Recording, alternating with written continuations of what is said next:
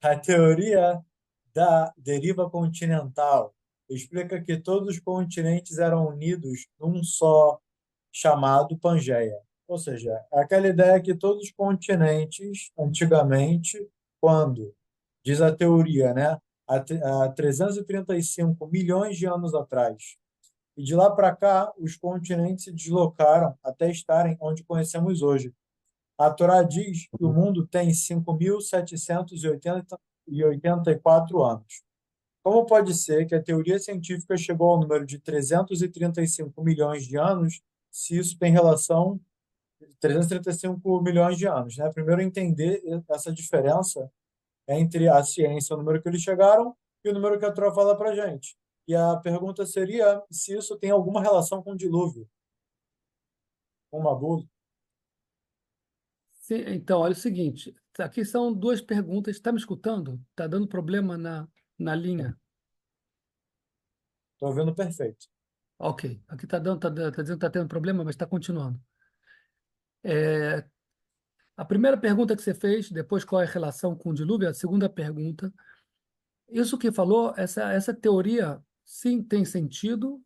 Você pode ver também que o Zohar já revela que o mundo era uma terra só e ela foi separada em sete continentes. Isso no Zohar já está escrito. Então, você vê antes deles terem fotos de satélite e ver como realmente é como um quebra-cabeça, todos os continentes, né? Você vê que a África se junta com a América do Sul e com a América Central, encaixa a Europa. Você vai vendo que está tudo, é como se fosse algo que foi separando. E você vê que realmente, até onde tem uma saliência, lá tem um local para a saliência se encaixar. É impressionante. Você vê que a probabilidade disso ser correto, e depois que o Zohar já revela que foi tudo criado junto e foi separado, então tem sentido essa teoria. Agora eu quero explicar uma coisa. Primeiro ponto, quando a Hashem separa alguma coisa, como a gente fala, como a gente faz a medida de tempo?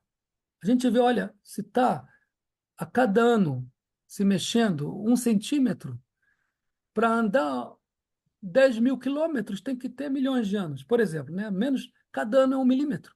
Então, mas se a Hashem me deu uma mexida no mundo para mexer de uma vez só, a gente faz retroativamente como se fosse 300 milhões de anos. Mas se a gente tivesse visto como foi feito, não necessariamente precisou esse tempo todo. Tem um caso parecido, por exemplo, Hashem criou uma árvore. Se chegasse um cientista no primeiro dia de criação e falasse, essa árvore tem 300 anos, porque até ela crescer da maneira, você vê, mas ela foi criada já assim. Quando Hashem interfere na criação, ele faz algo que por natureza demoraria muitos anos, ele pode ter feito em um segundo, imediatamente, não precisa nem de um segundo. Ele simplesmente fez ele não precisaria, mas estou só dando como exemplo, um terremoto super forte que mexeu a Terra e separou, como ele quis separar. Aí depois precisamos calcular quanto tempo demora. Ah, se cada ano é meio milímetro, então é 1 milhão de anos. Entende? Essa é a ideia, porque eles fazem partindo dos dados atuais retroativamente. Mas quem disse que não houve uma reviravolta de uma vez só?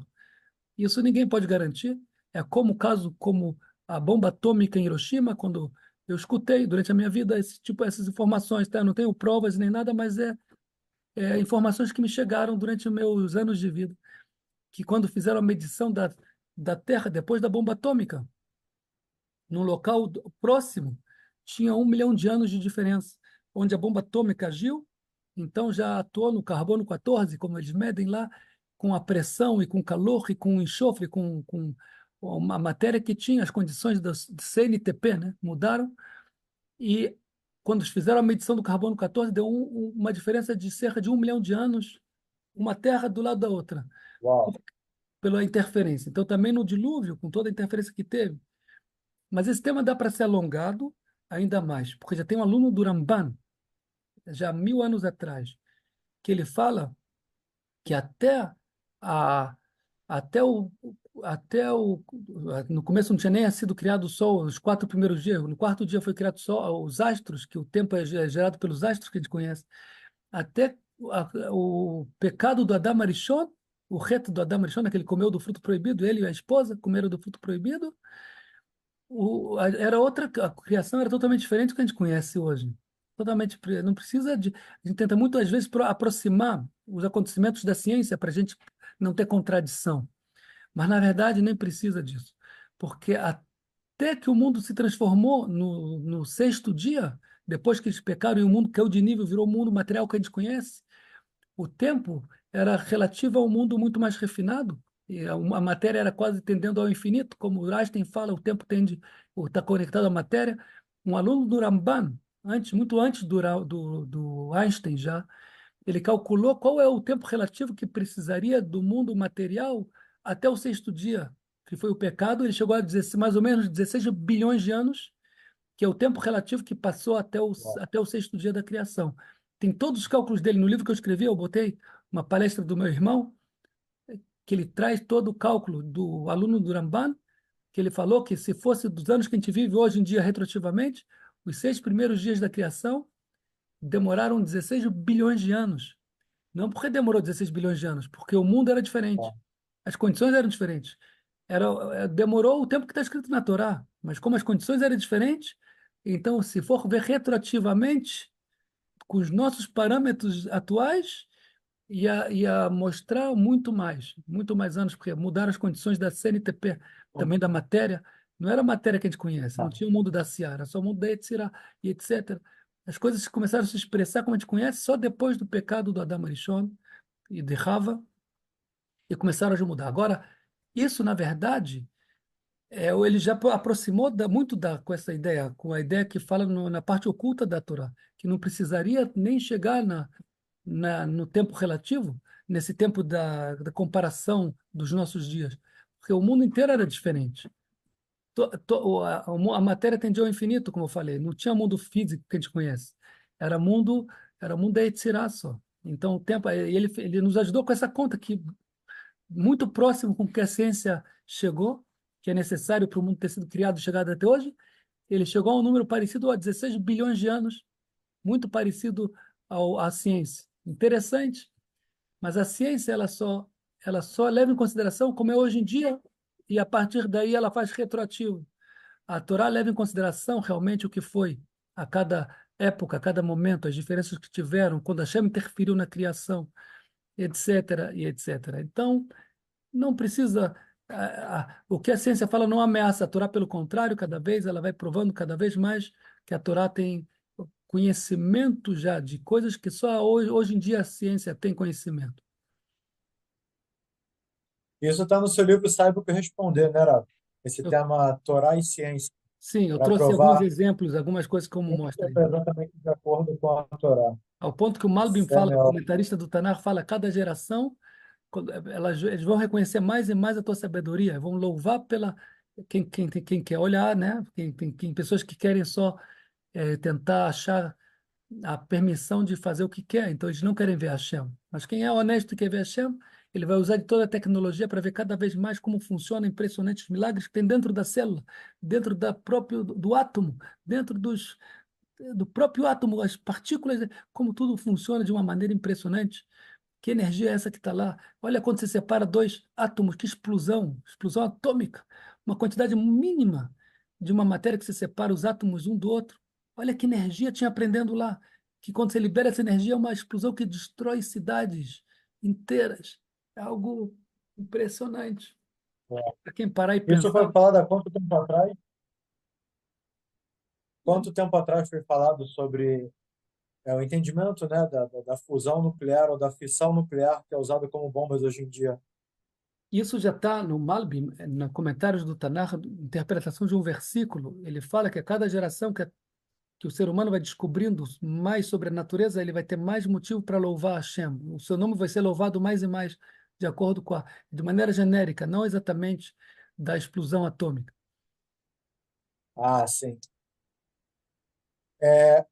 Outra coisa que eu queria falar é que no nosso grupo do Telegram a gente tem 20 páginas disponíveis gratuitamente do livro Saiba o que Responder, esse livro do Ravi Simpson que fala sobre ciência e Torá. Quem tiver curiosidade pode acessar no link o, o grupo do Telegram e lá tem uma seção que tem demonstração dos livros do Ravi Simpson. Um deles é o Sabe o que Responder. Vamos para a próxima pergunta. Sabemos que Pode, Noah... o- qualquer livro que você quiser meu, você pode. Tem a- confio na tua boa, no teu bom senso, fazer como você prefer, como você quiser. Obrigado, Horácio. De onde os dinossauros vieram? Foi milhões de anos atrás, como a ciência teoriza? Isso tem alguma conexão com o dilúvio? Sim, também está dizendo que um Urem, que era um lagarto gigantesco, inclusive David Ameller consta no traço, se deparou com ele, é o tamanho de uma montanha, está dizendo. Ele também salvou do dilúvio, do lado de fora da arca. Foi outra criatura que se salvou. É sabido que tinham animais gigantescos, lagartos gigantescos que foram criados, que o que a gente chamaria hoje de dinossauros. E com o dilúvio, realmente terminaram, só sobrou esse Reem. Inclusive, no Talmud, ele cita passagens que, quando chegavam perto da cidade, tinham medo de ser destruída a cidade. Quando ele caminhava, ele destruía casas. Mas ele, não, em geral, não se metia com cidades, ele ficava mais em lugares desertos. Mas quando ele se aproximava, a pessoa tinha medo, porque se ele pisava numa casa, destruía a casa, para ver o tamanho que era a criatura que existia.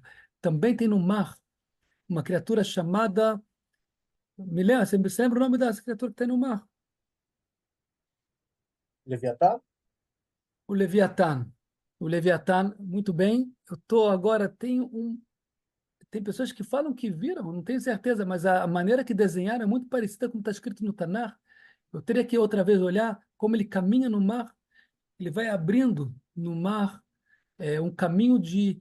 O mar vai se abrindo quando ele passa, de maneira tão grande que ele era. Se eu não me É. engano, é o Leviatã, realmente é sobre isso que fala lá. É uma criatura gigantesca, que também tem escamas, e parece que realmente é como dinossauros que hoje em dia é tratado. Não é à toa que inventaram esses dinossauros com os desenhos, porque é muito parecido e semelhante ao que está escrito no Tanar sobre essas criaturas. Também tem eu não quero começar aqui a despertar, mas tem outras criaturas estranhas que estão no mundo agora meio que desconhecidas, que podem aparecer a qualquer momento. Tem o Chorabá, que é o touro selvagem, é algo também uma criatura temerosa, que está escrito no livro O do pessoal vai Iov. dormir tremendo, né? Tem Hashem acima deles, não tem que se preocupar, né? Mas são E bichos espirituais ou são físicos tem mesmo? o Koi, que é também uma criatura temerosa, que é um ser, é uma vegetal com um formato de ser humano, que ele é altamente perigoso. Ele é preso no umbigo dele com um canal que liga ele até a terra, e ele pode só caminhar até onde chega o cordão umbilical dele. E ele come, ele é carnívoro, ele é perigosíssimo. É outro É tipo físico? de. O que é? É carnívoro, sim. Não, se ele é físico ou ele é espiritual? Ele é físico, é físico. São coisas que a gente ainda não separou. E são as criaturas que tem ainda fora da Terra. Tem criaturas dentro da Terra que às vezes saem da Terra, que também são criaturas que está escrito no Zohar, e que os sábios da Torá se depararam com eles. São criaturas estranhas e às vezes perigosas também. Em geral, não são perigosos, mas tem os perigosos dentre deles também. Mas em geral, eles não se metem com o ser humano, então não temos o que se preocupar. Então, Raul, só para eu entender. Os dinossauros, então, pelo visto, no dilúvio, eles foram completamente destruídos e só quem sobrou foi o Urem. A princípio, E sim. esse. Tem um Certo. Leviatã também que sobrou até hoje. Tem o Leviatã que tá, mas estava nas águas já. Ele não precisava da arca. A Hashem se preocupou de salvar ele dentro das águas. Onde a Hashem quis salvar os animais que não morreram, ele manteve a água sem estar fervente, sem estar o enxofre. Não tem, essa é a resposta genérica para todos os peixes que sobreviveram. O que falam em geral é que no entorno da arca a água estava calma, e lá estava a água, e lá vieram todos os peixes